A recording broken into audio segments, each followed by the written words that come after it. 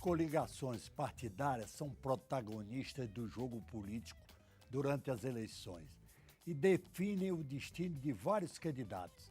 Essa aliança entre dois ou mais partidos aumenta a força das legendas, garante mais tempo de propaganda eleitoral gratuita no rádio e na televisão para candidatos a prefeito, governador e presidente. Também multiplica as chances de eleição dos candidatos a deputados e vereadores dos partidos aliados na formação dos arranjos. No entanto, as afinidades ideológicas entre os partidos nem sempre são levadas em consideração e muitas vezes a união é desfeita após o pleito. Para debater o assunto, convidamos os deputados Mauro Benevides, do PMDB do Ceará, e André Moura, do PSC de Sergipe. Eu sou Tarcísio Holanda e este é o programa Brasil em Debate. Deputado Mauro Benevides, como é que o senhor vê esse problema? Bom, Tarcísio, eu acredito que as convenções agora vão nos permitir identificar algumas afinidades que presumidamente se pensavam que jamais existiram. Os partidos passam a se compor com as vistas voltadas especialmente para o espaço de tempo na televisão. Os candidatos majoritários pensam nisso. Quanto maior for o número de minutos, melhor será a modalidade de fazer chegar as respectivas mensagens ao conhecimento da massa votante. Essa dificuldade faz com que os partidos, pelas suas lideranças mais expressivas, flexibilizem os acordos, busquem, às vezes, partidos que têm apenas 1 minuto e 30 segundos para que componham uma coligação e, com isso, o candidato majoritário, a presidente da República e a governador, que realmente prevalece a conjugação de forças na base da disputa pela presidente da República, então todos os partidos vão buscar, ao nível nacional, promover esse entendimento, essa conjugação de forças, para que cada postulante disponha de mais tempo para falar na televisão e no rádio. Isso sempre ocorreu no passado e não será agora que deixará de ocorrer. E, pelo contrário, dessa vez, a busca do tempo de televisão e de rádio tem sido realmente acelerada, facilitando até esses entendimentos e, para muitos, parece assim um entrechoque de convicções doutrinárias, mas são desprezadas e subestimadas no momento da compulsão numérica do tempo do horário de televisão. Deputado André Moura, agora essas coligações partidárias refletem a crise partidária que nós vivemos. Os partidos nada representam, são conluios de interesses políticos. Agora, também não se pode pensar em reforma política porque a Câmara e os deputados encaram com desconfiança a reforma política, não é verdade? Verdade. Veja, Tarcísio, em relação às coligações, nós entendemos perfeitamente que nas eleições majoritárias elas são de fundamental importância, porque você tem poucos candidatos, muitos partidos e, logicamente, que essa coligação proporciona aos candidatos majoritários, como bem disse o deputado aqui Mauro Benevides, um maior tempo de rádio e TV, principalmente, para que eles possam passar as suas mensagens. Já nas coligações proporcionais, e isso é necessário, um debate durante a reforma política, nas coligações proporcionais, eu entendo, e o nosso partido e eu, enquanto líder do PSC, entendemos dessa maneira, que as coligações proporcionais elas são extremamente prejudiciais, porque ela tira do cidadão o direito de eleger aqueles que verdadeiramente tiveram os votos para estarem representando o povo, seja nas câmaras municipais, nas assembleias legislativas, na Câmara Federal. O voto proporcional é muito injusto. Muitas das vezes o cidadão teve, numa eleição para deputado federal, 70 mil votos e um outro teve 40 mil e, por conta da coligação, aquele que teve 40 mil e, portanto, o desejo menor da população de vê-lo parlamentar, vê-lo deputado representando o seu estado, se faz prevalecer por conta da legislação eleitoral. Então, O fortalecimento dos partidos é extremamente necessário na reforma política. É necessário que a ideologia partidária seja respeitada, coisa que nas coligações não existe essa ideologia. As coligações é um jogo de interesse daquele momento para aquela eleição. Passada aquela eleição, não é? Muitas coligações se desfazem até no dia seguinte, quanto mais ela perdurar todo o mandato. Então, necessário fortalecimento partidário para que você possa, através da doutrina partidária, você poder eleger os seus legítimos representantes, sabendo esses eleitos, não é, que os partidos políticos devem e têm que ser respeitados, coisa que não acontece no nosso país, mas principalmente uma reforma política que possa dar o direito ao cidadão, a massa votante, de ver representando essa massa votante nos parlamentos aqueles que verdadeiramente tiveram a maior quantidade de votos nas eleições. Agora, deputado Mauro Benevides, algumas vezes essas coligações sobrevivem, né? Isso, E mas chegam ao governo, partidos participam do governo, não é mas verdade? aquilo que se pode extrair da manifestação do colega André Moura é o seguinte, que a identidade programática nas coligações ainda existe.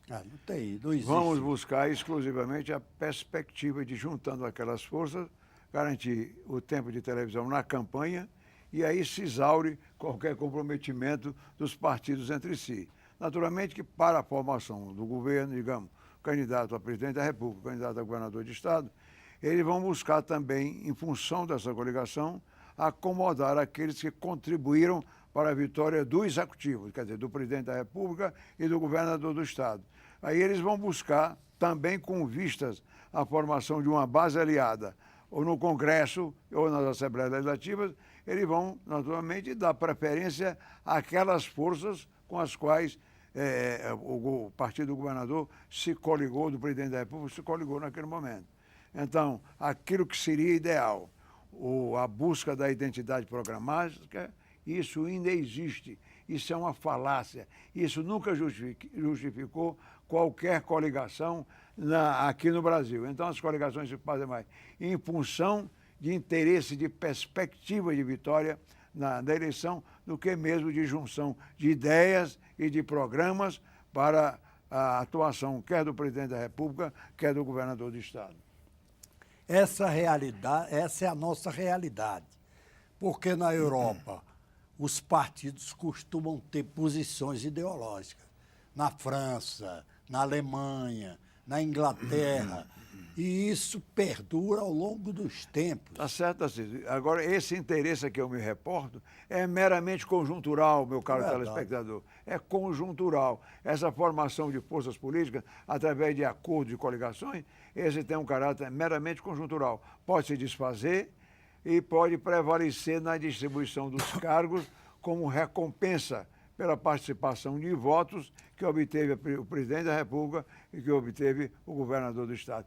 Isso é uma lição primaríssima que nós temos aqui constatado em todos os embates realizados, quer na disputa presidencial nos últimos anos, quer também na dos governos de Estado. Às vezes, permanece esse tipo de coligação, porque há uma acomodação dos representantes de determinados partidos, que não é o majoritário na coligação, com funções de secretário de Estado, de DAS, enfim, daquelas funções que somarão também votos no Congresso Nacional e nas Assembleias Legislativas. É esse o quadro que se reprisa em cada eleição e não nos cabe, dessa forma, aqui nesse programa, tirar qualquer outra ilação que não seja essa. É um interesse imediato de garantir a vitória numérica na competição que se vai operacionalizar no dia 5 de outubro.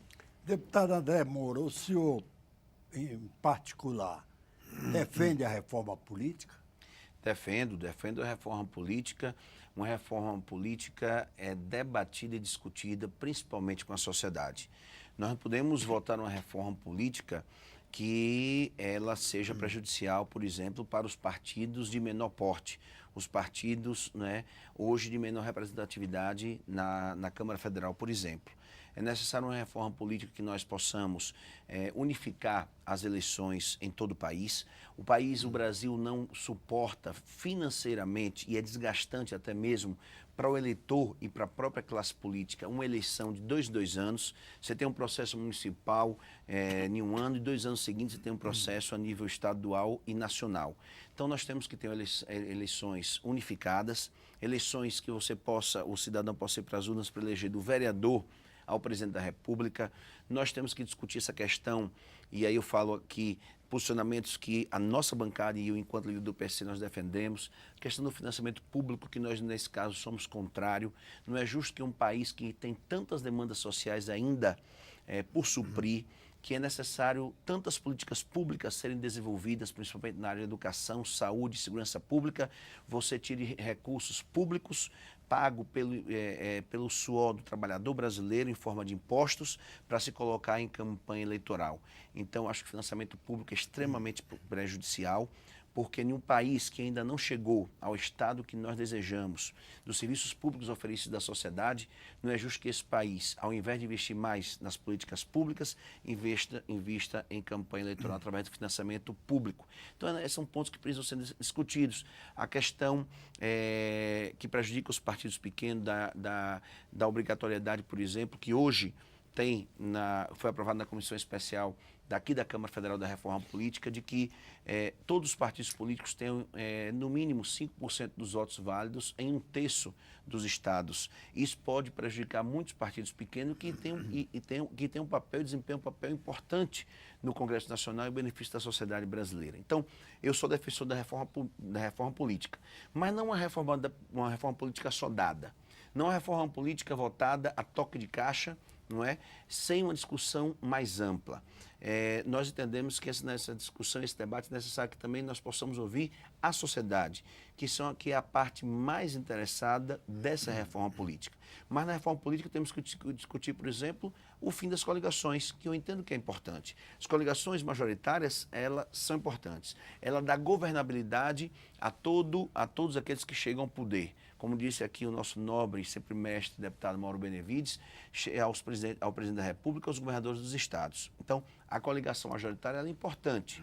Agora, que é uma somação de forças. Agora, a coligação proporcional, eu volto a repetir, ela é tão injusta como, por exemplo, a lista fechada, que você tira do cidadão o direito do cidadão eleger o seu legítimo representante, aquele que o povo quer vê-lo representando, seja nas câmaras municipais, assembleias ou Câmara Federal. Brasil em Debate vai fazer um rápido intervalo e volta já.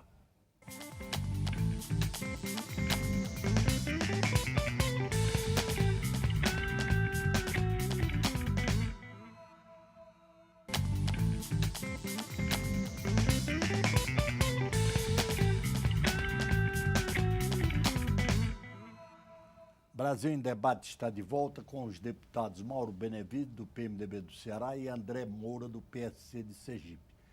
Nosso tema é o fim das coligações partidárias. Agora, na verdade, as coligações partidárias realmente só são realizadas em função de interesses dos partidos, nunca por razões de ordem ideológica.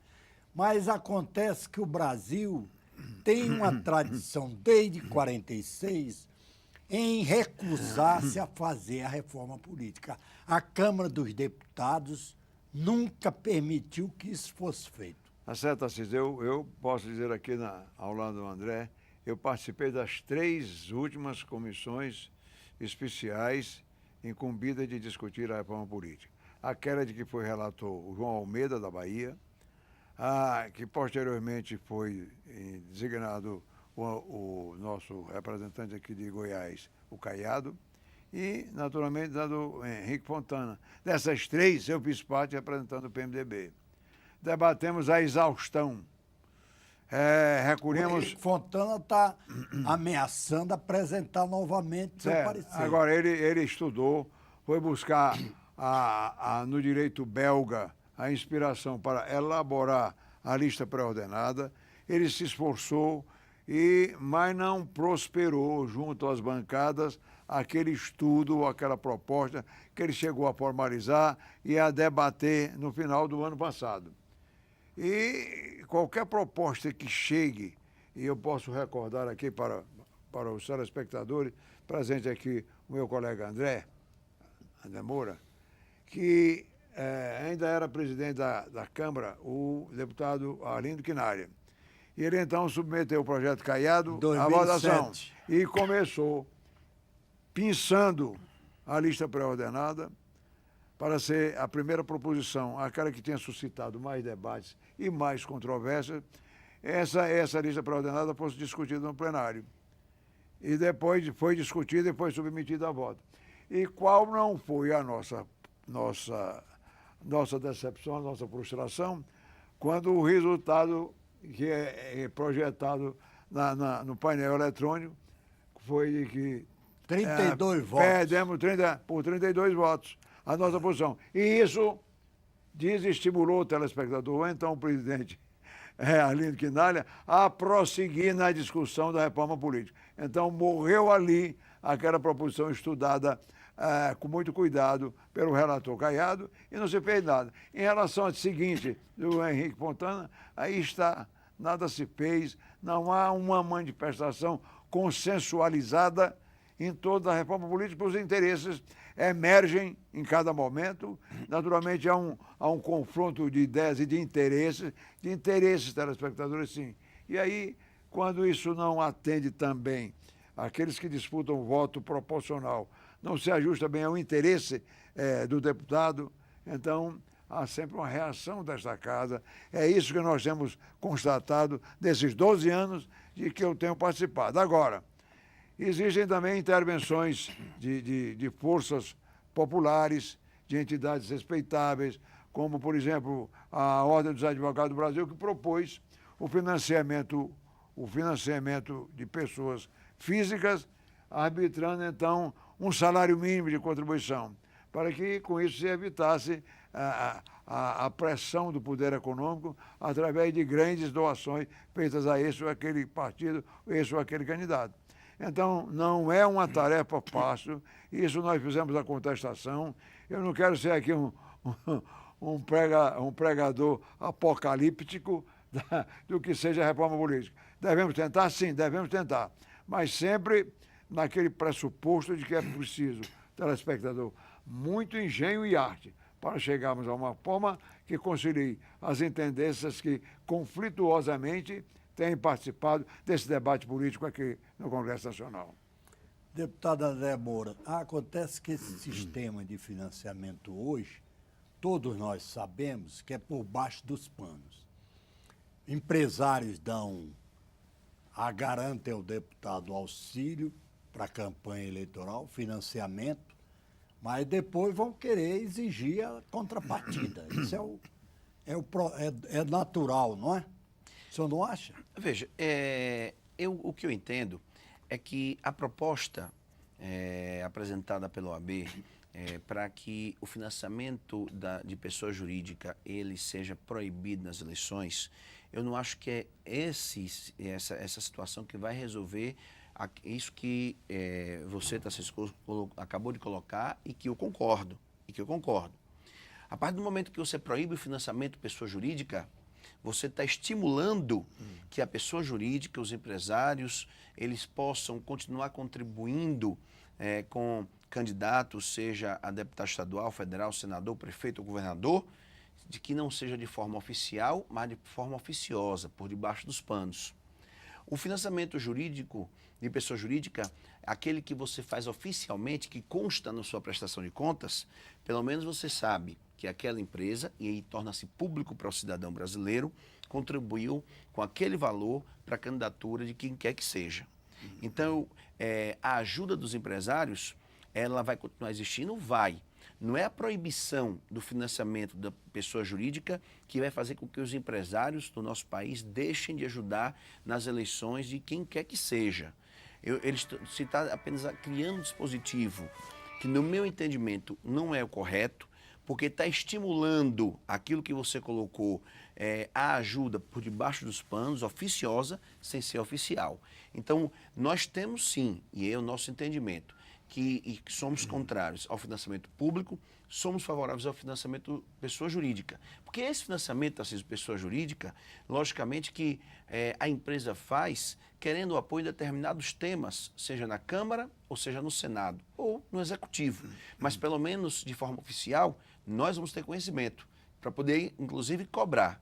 E não, logicamente, de forma oficiosa, o que termina impondo caso o Supremo Tribunal Federal verdadeiramente aprove a proibição, como que é a OAB, do financiamento de pessoa jurídica. Agora, o financiamento de pessoa jurídica, esse permitido, oficial, é um problema também, não é? Olha, nós estamos aqui discutindo um tema que já está premido pelo princípio da anterioridade. Como é que nós vamos modificar essa processualística se o princípio da anterioridade impede que se promova qualquer alteração no ano eleitoral?